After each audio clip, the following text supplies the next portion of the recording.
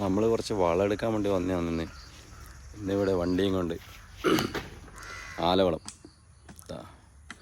ഞാനും അസർപ്പുണ്ടായിരുന്നു. അസർപ്പാണ് ലോഡ് കയറ്റുന്നത്.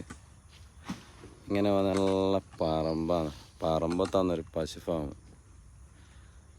നല്ല ആലവളം, നല്ല പൊടിവളം ഇങ്ങനെ കൂട്ടയിലാക്കി വണ്ടിയിലിടാം. ആ പായിട്ട് എന്തുകൊണ്ടാ വെച്ചാൽ വണ്ടിയിലാവുന്നത് കൊണ്ടാണ്. അതാകുമ്പോൾ വലിച്ചിറക്കാമല്ലോ. അങ്ങനെ അസർപ്പ് ഇങ്ങനെ കോരിയിടുന്നുണ്ട് നല്ല വൃത്തിക്ക്.